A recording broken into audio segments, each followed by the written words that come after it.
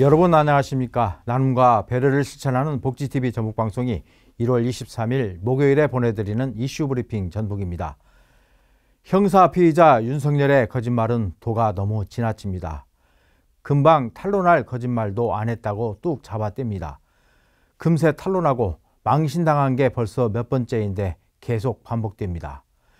대통령 후보 시절 토론회에서 자기 장모는 남에게 10원짜리 피해 한 장 준 적이 없다.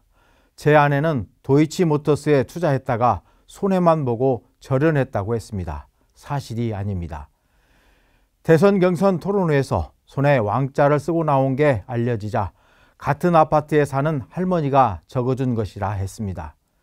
대통령 당선을 위해 전 국민을 상대로 반복적으로 거짓말을 해 사안이 중대합니다.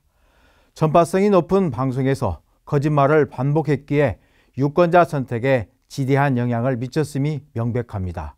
그래서 이재명 민주당 대표는 선거법 1심 재판에서 징역 1년에 집행유예 2년을 선고받았습니다. 국민들의 청각을 시험하는 일도 있었습니다. 바이든 날리면이 대표적입니다. 이외에도 취임식 명단을 파기했다고 말했다가 번복했고, 최상병 사건 때 국방부 장관과 통화한 사실이 없다고 했지만 여러 차례 통화한 사실이 드러났습니다. 김건희 여사 명품백 수수 때 반환하라 했는데 행정관이 깜빡했다는 등 비상식적인 답변이 매번 이어졌습니다. 그런데 대통령 후보 때 거짓말보다 더 심각한 것은 대통령이 된 이후의 거짓말입니다.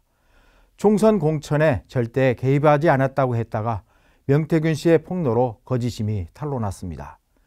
최근 헌법재판소의 신문 과정에서도 거짓말은 이어졌습니다.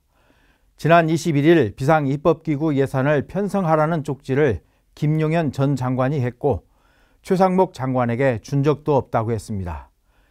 이에 앞서 지난 18일 윤 대통령에 대한 구속영장 실질심사에서는 당시 쪽지를 김용현이 쓴 것인지 내가 쓴 것인지 기억이 가물가물하다고 했습니다.